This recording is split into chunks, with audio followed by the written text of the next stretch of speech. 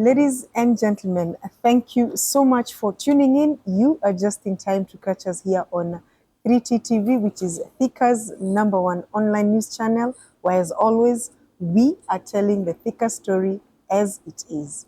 My name is Juliet Modoni, and today we are coming to you from Edgewood Country Place. Edgewood Country Place is a hotel and restaurant that is located in Thika off Gatanga Road. And Edgewood Country Place is your one-stop shop where everybody is catered for. They have a Toto's Corner where you can come with the children on a weekend and they can have fun there. And the best thing is that it is secured. They also have very well manicured lawns where you can host a party, a wedding reception, a graduation party, a birthday party, you name it, even shooting music videos. Edgewood Country Place is your one-stop shop, so be sure to check them out. So following up on the story we aired on rooftop farming, we had a very wonderful guest who welcomed us into her space and showed us how she is transforming the little space that she has in Thika Town. We want to thank you so much for the wonderful feedback that you had given us. And when she was giving her story, she mentioned that she started farming as a form of therapy. And most of you have asked us and have requested that we bring her back so that she can tell us what it is that she was trying to conquer that brought her into this farming. And who are we as a 3T TV? We listen to you and here we are. And we are pleased to let you know that we have Wambui back on set and she's going to give us her story. And as always, we hope that at the end of this segment, we will have encouraged you who is at home, who is going through the same challenges that she has been able to beat, and you will have learned a thing or two. So let us dive right into it. Karibu sana. Asante sana. Today I'm the one who is welcoming you home. Edgewood is home. Nice. It's a nice place. I is. love everything I'm seeing. The ambience and the is river awesome. behind me. Oh, wonderful. I know, right? Breathtaking. Yes. It is very nice therapy for an evening. Santol Pale. Very nice place. Awesome. Watu wamekulizia. People say they want you back. Oh, you should hear my mother calling me. Hey, una trend. Oh, akamaua jera. So some of these things mama ananiamsha nazo asubuhi.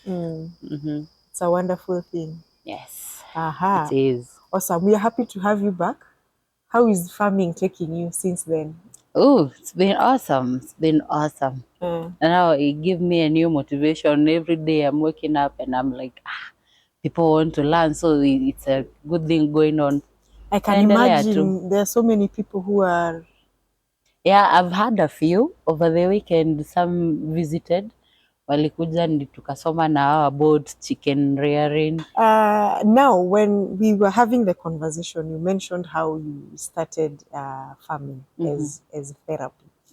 And people are curious to find out to get to know that story. And that is why we are here. Yes. So, well, I never expected the call to be so soon. But according to how I've seen people responding to the post, and I've had women coming to me kuniuliza how I managed it, so I feel we can walk through this together. Awesome. And I think that's the best thing. You know, that's the best way to start it. Yeah, because right now you feel that you're okay to share the story and, you know, encourage people back at home. Well, I'm not particularly okay. You can never be okay from loss, especially grief of someone you were so anticipating to see, and then they are off. You know, you get to see the weakness there was in the process. You get to know I never took enough pictures with this pregnancy. I never enjoyed enough baby kicks. So we can never say at any point you're okay. There's no okay point when you've experienced loss. What you do, you brace yourself. You brace yourself for annoying people out there, stupid questions out there, sympathizers, empathizers. People are of different characters. So what you do, you learn to coexist with everything. There's never an okay point. I can only imagine. Please take us through your first pregnancy. Well, it wasn't planned. It just came, and we were in the dating stage with the baby's father, so it didn't mean that much. Ilikuja, I can't even tell. Yeah. Yes, because I wasn't ready for that. So that one ilikuwa, I am pregnant, I'm excited. It's my first time pregnancy. Yes. So let's just sail along with it. But I was hopeful. I even started buying baby clothes as early as 2 months. I was excited for that. But along the way, when I was 4 months, ilitoka after work. I went to work like normal days, nikaendelea vizuri. In the evening when I came home, I started bleeding, kaenda hosi, and nikaambiwa. The most annoying thing nakumbukanga na hiyo is that I didn't know what abortion medically meant. So when the doctor told me it's a failed abortion, I was like, unanibebaje? Yani umeniangalia tu hivi ukaona nilikuwa natoa mimba na nikajileta hosi. So there was that, but then vile nilikuja nikielewa it's a medical term, inatumikanga kwa vitu zenye ziko premature, hiyo ikanitoka. But it left me with a gap kwa mwili.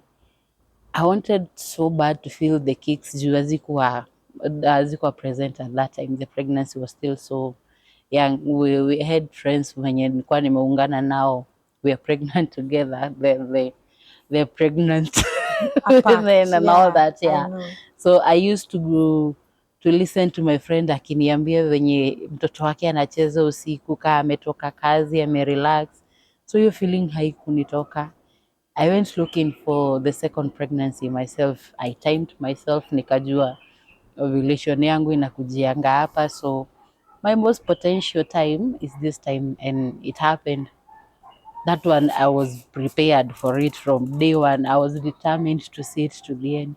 Nisukumane nayo, ni get to the point where, oh yeah, I have my bouncing kadhingi with me now. So it was a beautiful pregnancy. I did the best I could to hide it. No, of course, unaambiwa huku nje na kule nini nini nini. So I did my best to hide it. Kakaa ndani, but then at 7 months, my water broke when I was sleeping. It had drained a lot. Sikuwa nimeisikia. Venye niliamka, nikafika hosi, nikaambiwa, no, we have to put you under management. We see if the baby can develop under care, but I won't give you any hope. Huyu nurse aliniambia tu kweli, aliniambia umedrain maji sana, it's hard kukaa na mtoto at that state juu pia hiyo restrict movement and stuff. So we are just hoping by the time afike wa kutoka atakuwa in a state tunaweza mweka kwa nursery na adevelop hizo organs zenye hako amedevelop. But then 3 days after, labor came usiku again. By the time wafike saa 3 asubuhi nilikuwa naambiwa hakuna mtu anaweza nisaidia, and that, given that it was a premature moment, there was no one mwenye alikuwa ako standby for that, and it was on a Sunday. So I had to wait for someone to come to attend to me, and by the time afike mtoto alikuwa ashatoka through breach, alikuwa ametoa mguu kwanza. So I was attended to. I give birth to a baby girl. Alikuwa karembo. Hakumake. It was a stillbirth. I didn't want to believe because I knew that was not what I was expecting at first. I didn't even call the baby's father. Niliamka tu nikaenda tu hosi. Kapigia a friend of mine, nikamwambia, hey, nimeenda level 5, please come. Kakuja, So when I came to tell the baby's father that the baby is dead, alikuwa like, what happened? Kusema au umekaa tu hivi ukanipigie simu ukasema uko hosi na mtoto amekufa? Like, you couldn't even explain what was happening. I was not even in the moment that time. I was still stuck to the moment where I am sleeping. It's 1 a.m. at night. I'm listening to these sweet melodies za kunisaidia nilale. So I was still stuck at that night. Sikuwa nimecatch up na hizi moments zenye labor imekaa, mtoi ameenda, mara ndo huyu sasa wanaambiwa ni sign consent ya kuzikwa na hosi ama nibebe nikazike home, and then like, okay, calm down, pelekeni polepole Too much kwanza. happening This within. is a lot for me to process right now, so I need you to step down kidogo nijaribu kukatch up. Hiyo ilifanya wakaona nikaa nimechizi. So one of the doctors came akaniambia, this looks like a psychosis case and we are not going to allow you go home now. We need to sit you down, tukuongeleshe na team, tuone kama you'll be better. Nikamwambia mimi I am fine. Not like I was fine. Nilikuwa nashangaa, okay, you'll take me through therapy, that's fine. Sina shida na hiyo, but then again what? Nimeingia labor room, nilikuja hosi na mimba. I'm going home without. There's nothing bigger you can give me other than a kid na amwezi niibia. So you guys just allow me sleep. Nothing much. Niache tu nilale, nikiamka nitadeal nayo nikiamka. Because now hizi vitu ni mbili hapa. Mi nigonjeke niishi hosi ama mniachilie niende nyumbani. I deal with my own pain in my own way. Venye najua. So mom came, wakaongea nao, mama kanituliza kidogo. Nikakubali, nikakaa hosi that night. Asubuhi nilikuwa nauliza kutakuwa asubuhi saa ngapi. So that you get out of there. You know, the torturing sounds of children, wamama wakikuja kuwanyonyesha, alafu kuna wenye walikuwa nalala na watoto wao wenye wanahitaji, sijui ilikuwa kiaina gani. So those sounds usiku, they were my worst nightmares. Sikuwataka kusikia mama akisema ameenda kunyonyesha mtoto. Sikuwataka kusikia mama amesema anaenda kuvalisha mtoto or anything. So I was trying the best I can. Nitoke hapa hii hosi, nienda kwa nyumba yangu, nijifungie tu peke yangu, ni process sasa polepole. Well, it happened. Nikakaa few months. No, ilitoka March. All my pregnancies zote zimetokea March. I cannot tell the criteria how that happens, but wa kwanza ilitokea March 2021. Mwingine akatokea March 17th, 2023. No, 2022. Na mwingine alitokea still March 2023. How that happens pia mimi najaribu kuelewa what's with the months. But yeah, so the second pregnancy ilisail along too, but my morning period sikuichukulia hiyo time, nilieka kando, nikasema yes, nilimoni ya kwanza, that's fine, but now this happens again, sina hiyo time. It has happened. I want to bury myself. I want to hide in and cry and scream and be me, be vulnerable and everything. But then this is me now. This is my life now. It's a scar yenye imebaki ndani yangu, and there's no way nitafanya kitu niseme now I am no longer scarred. Yes. I'm no longer that woman. So this is the life I have to accept to move on. Along the way, I got pregnant, September 2022. Yes. So that was after nimeheal na hiyo shenanigani ya the second pregnancy. Sikuamini. First of all. Yeah. Sikuamini. You never saw it coming. I never saw it coming. I never prepared for it. I never even thought about it. Like mimi nilikuwa tu this is my guy. Yeah. So and I know I'm on family planning. Yes. So there's no way nitaenda ati nijipate nime screw up anywhere. And it happened. I came to discover I'm pregnant after 14 weeks. Na ni mama wa soko aliniambia, ai, Wambui siku hizi we na mamudi moru we na mamudi we. Niko like, just tired from work. Hiyo time nayo my schedule was crazy. I would work until around 7 p.m. hapo hivyo, then natoka hapo naenda studio. Sasa kutoka studio nitatoka, ama naweza pia, kuna days nilikuwa nalala studio juu ya kazi imekuwa mingi, siwezi enda anyway. When you talk of studio, you mean Photography. photography? Yes. Awesome. Tulikuwa tunafanya na SJ Photography. Na pia nilikuwa nafanya na Ivory Photography Studio. Na another friend anaitwa Oscar. Okay. So I've been in photography for some time now. Shout out to all those people. Hi SJ, hi Oscar, hi Tony. So those were my team, photography that time. So nilikuwa na schedule ilikuwa crazy, as I mentioned earlier. So sikudhani I would be pregnant at any time, and then my life was starting to get back on track. I was starting to be vibrant again at work. Bado nilikuwa nimeanza, I was making my hair. I would do some exercises kurudisha puti ndani. So when I got pregnant, nikajua niko na ball, I got annoyed. Like nimejama, why now? Why are you coming now? Nimekutafuta those 2 previous times, so just show up. Why now? I know, right? It was hard to accept that I'm pregnant kwanza. So nilipima na kits. Nikaenda nikaambia Mr. Mans, now you know what? Hey, manze kameka. Ulipima na kiti kama 5 from different companies, different pharmacies. Different pharmacies. I know, I would go to one pharmacy niko hapa, alafu naenda next pale, na nanunua ingine pale. Yes, and before ni accept, nilikaa tu, maisha yangu iliendelea for the next 2 weeks, like I'm not even pregnant, like I'm not that one, ona haiko imenihit kabisa.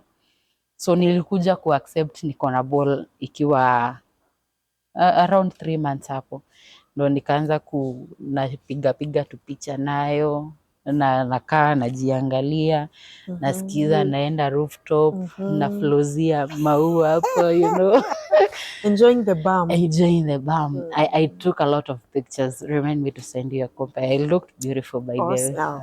I can only imagine. I can only imagine. Miss KCA, which year? We'll get to that. Yes. You'll tell us a little bit about that beauty pageant that you participated in. Yes. So I got pregnant ya 3. Ikaendelea vizuri. I did everything right. Nilienda for those gyna clinics. Nikaenda for those ultrasound clinics. Everything was right by me. Including spiritually you're supposed to give an offering for any fruit yenye unaenda kupanda, any seed yenye umepanda. So I gave those offerings. Nikaenda nikaona shosho, nikamwambia hey, kutoka Kimani. I knew kalikuwa kakijana juu nilikuwa nishapima, so nilijua nilikuwa kijana na ilikuwa nimuite Kimani. So hey, unakuja Kakimani, nao niko thondekera handu, nitakuja unipe kauji kama ukimo. So she knew.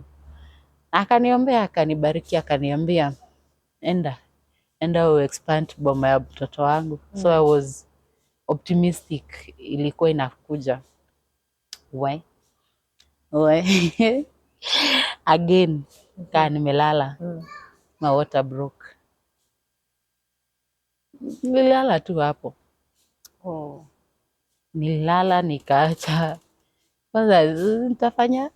Sasa imeanza kumwagika, nimeenda through this and I know there's no way of blocking it. This was around 6 months. Ilikuwa 7. 7 months. Nilikuwa najua there's no way ya kurudisha hiyo maji kwa tumbo. So just nilala tu kwa bed dakika kidogo. Ili happen mostly ilikuwa na happen usiku. So nikaamka, nikabishia a neighbor of mine. Anakuanga nurse. Kaambia now I think things are not history is repeating itself. Kaniuliza, nikamuonyesha tu. Mwagika tu ndoi. Kaniambia teremka twende Hosi. Nikashuka, we went to Mary Help.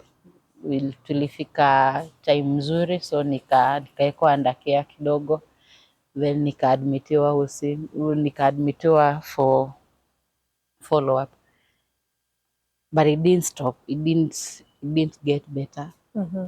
I knew along the way atakuja tu. So ndani yangu nilikuwa najicomfort, we are at 7 months, so there's a possibility that the baby will be born alive. okay. And he was born alive. Labor ilikuja 2 days after at night.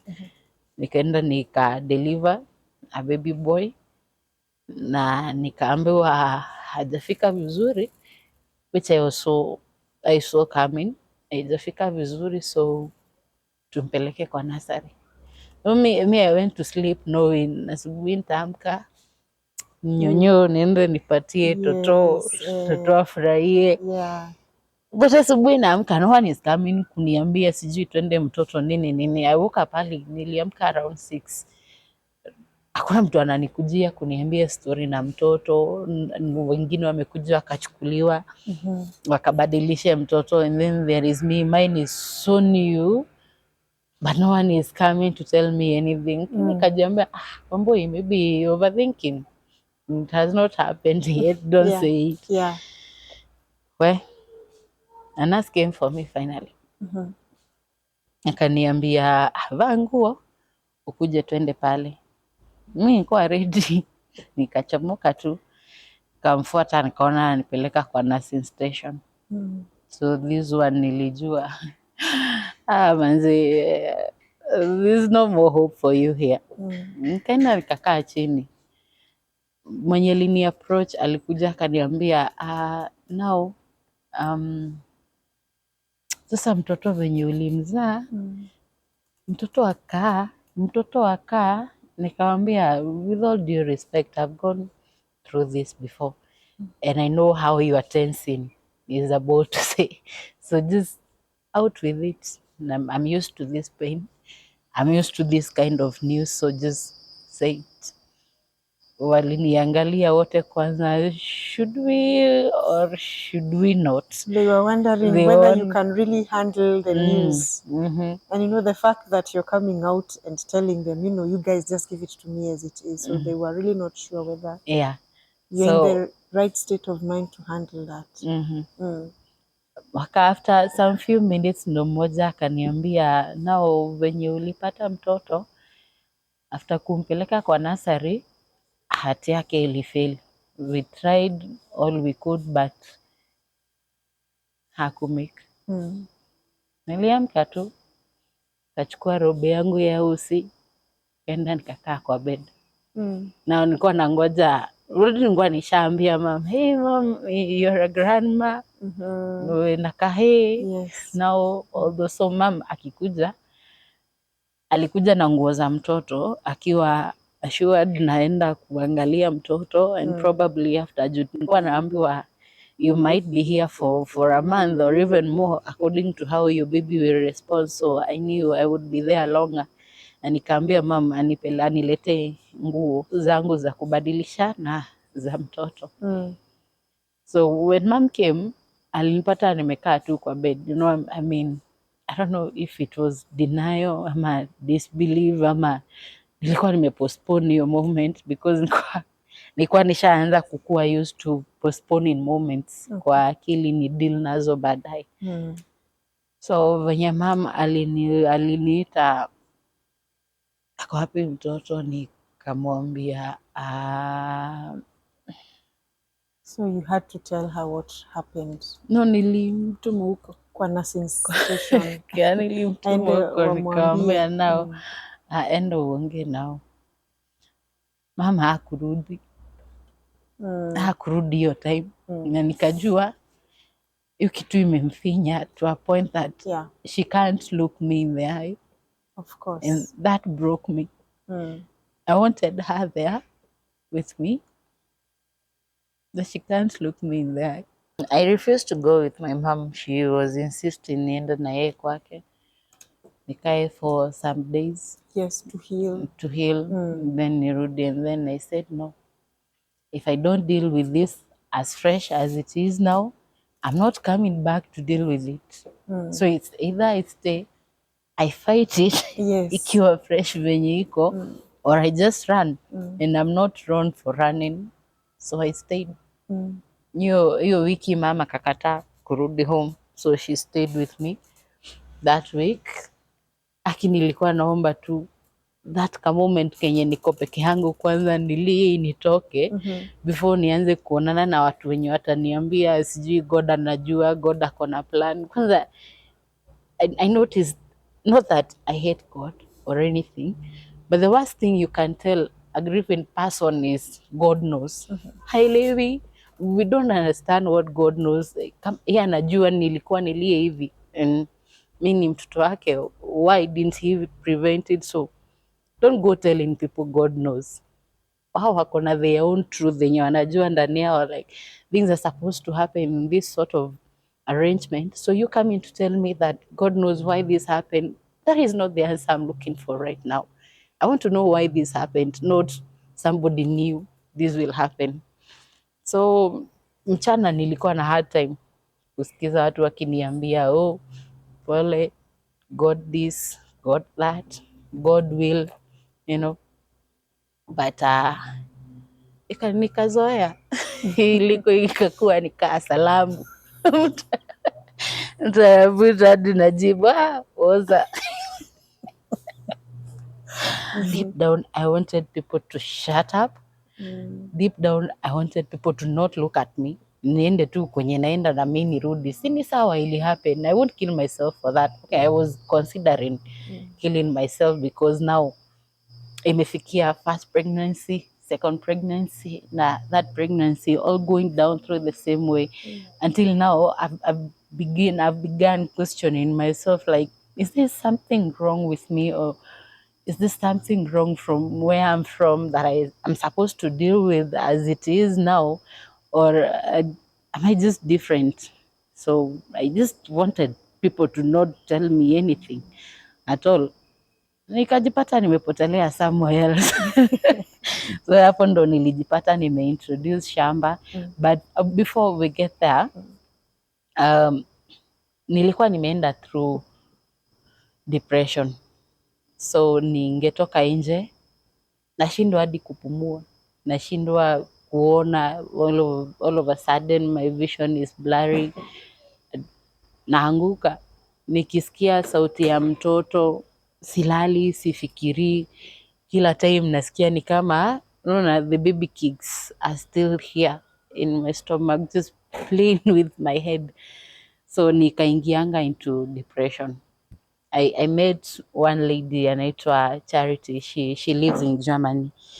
Nikamwambia nao alikuwa ameniendea through the previous pregnancy. So after hii ili happen, nikamwambia nao, mama, it has happened again, and this time I think I need more grace yenye nilikuwa nayo, because right now I cannot deal with it. I cannot even think about it, and I'm being forced by situations and time to think about it. So nikamwambia, hey, I need to see someone. Siwezi hold tena. I need to talk to someone. I need to scream at someone. I need to tell them how I'm feeling, and I need help. I need help on how to face people, because siwezi jifungia ndani. I'm a social person. Mostly utasikia wakiniita Lino Mtura. Any extrovert. Maybe the extrovert. yeah. Most of the time he would go looking for Mtura joints with my friends that wakanitanga Lino Mtura. So I had to find a way to fight it. Charity akaniambia, you look for someone, ama let me help you look for someone mwenye utaongelesha. I organize for you therapy lessons, uende uone kama there's something that can be done, because for now, because siko Kenya, there's no way I can help you other than finding you someone who can help you. She got someone, akatafuta therapist, nikaenda 2 sessions. The third session, therapist akaniambia, now we need to see a psychiatrist. This one now imekuwa excess. Nikaona psychiatrist, nikameza antidepressants for some time. Ikafikia mahali on my last therapy I didn't go. Niliamka nikajiambia, mse, this is you. Hii ni life yako. You sleep, everyone else who is behind you sleeps. You die, everyone else behind you maisha pengine hawatakufa but utawarudisha nyuma. And being the firstborn, I wore that shoe. Nikajiambia I am no longer taking those antidepressants. Okay, they were fun and everything, juu ningemeza kamoja na lala, nasikia at least ni sina hallucinations usiku, siamki to cravings to ufala. So antidepressants were nice by then. Kili nikaona this is slavery. I'm taking myself into. Itafikia a point I cannot survive without this. So I stepped up. Na since then imekuwa me and me and me. And your family? And my famine, of course. Oh, my famine comes first. Yeah, hapo ndo ningeenda kutoa yote. Hata asubuhi nikiamka before niingie kazi, ningepanda tu hapo hivyo najiambia, manze, it's a new day. You fight it. You govern your own day, your own driver. Ipeleke venye unataka. And then jioni nikibakisha some change, napitia mahali nachukua ka flower na kuja naeka hapo, najiambia, see, we are doing well, go on, keep going. Somehow I woke up one day and it was no longer painful. I could hold babies, I could look at pregnant women at the eye na sikuwa naweza before. Kaona, wow, I can do this. So I have walked in this bila kuambia anyone my true emotions. I live with my sister. Tuko sawa hadi haizi kuambia there's a single day aliniona nikilia or anything. But she knows when something is running in my mind, nakuwa hostile. Nakuwa tu na mamoods tu. Hiyo time ndio kitu imenipress kabisa that I cannot deal with it in the inside. Hiyo ndio utaona nimemrushia mikono ama nimemjibu na attitude, and when that time comes me prefer niende tu because si yeye cause ya whatever is in me. So there's no reason me subjecting it to another person mwenye si cause. So mi najipatanga I'm out there writing. I'm a poet by the way. I'm a chef. So if I'm not writing, I'm cooking ama niko kwa shamba. Those are my own therapy. Now, we've talked about when you were in hospital and when you came home and the people who were around you. I'd like you to probably touch on, having gone through what you have gone through, what kind of support do people need? Because probably that is where we as a society are also going wrong. How best can we support people who have gone through the kind of a loss that you have gone through? Let them be. Stop talking to them. Stop telling them this will do what in future. We're not dealing with the future right now. We're dealing with the present moment, which is too hard for us to go beyond. So if you're having a person like that, muache, mumpatie kwanza time yake, akae peke yake ajifikirie, because even in hata si child loss peke yake, the moment you've gone disturbing someone's peace when they are grieving, unampatia another direction kwa life yenye probably is not the right one for them. Because you come talking to me when I'm going through that, the first thing nitafikiria ni nikuondoke niende nitafute mahali kwenye it's quiet, kwenye no one is telling me to eat this or drink that or sleep there or sit there. I just want to be alone. Waache tu, let them be, give them their own time, wafikirie, be themselves with themselves. Hiyo ndio kitu tunakoseanga. Na uache kuambia mtu Mungu anajua, achana yeye. Hata yeye anajua Mungu anajua, so mbona unamwambia kitu yenye probably hataki kusikia that moment. The best thing you can do for that person is just be around but at a distance. Achana yeye. Akuwa hapo such that if anataka kitu, you'll be there to give. To you, yes. If anataka kupiga story, yeye mwenyewe atatoka apige story ama arudi, but hii yenye mnaambia mtu usijifungie sana, no. you're doing it wrong. Hiyo moment ndo mtu anaezanga kuface reality as it is. And you been there, you're taking that chance away from them. Inafanya wana postpone, inakuwa baadaye that ile time yenye italipuka, they will not be able to handle it. So why are you there? Mwache kwanza face reality venye iko. Awesome. Very, very profound and heavy words. There are also people out there, couples, single people who've also gone through multiple losses. What word of encouragement would you like to give them? Well, I know it's hard. It's tough. In my case, nimejipata nasikia wakisema nauzanga watoto black market. That's very rich coming from women. Women mwenye unajua unaweza beba hiyo mimba na ikose kutoka. You're not supposed to say things like that. But yes, I know people are very good at branding new names huku nje. Now people are very good at traumatizing you, wakikuambia you're not woman enough, huwezi beba mtoto, so unaniambia yes, I can tell you what I want to tell you because I know even with that loss and with all those deaths around me, I am still here. I've not died and I am human just like you. The only privilege uko nayo ni eti, you know, if you have not gone through my own path, we have two different paths. So run your path, let me run mine. If you're there na umeshindwa, amka. Ni ngumu. Utaamka siku ya kwanza itakukalia vizuri, but don't stop going. Amka, find something to do. Find something yenye utageuza that pain into something beautiful, something utaona uone. There is no point iko associated na uchungu at any point. Unaiangalia unaona it's just life, it's beauty. There's more for you out there.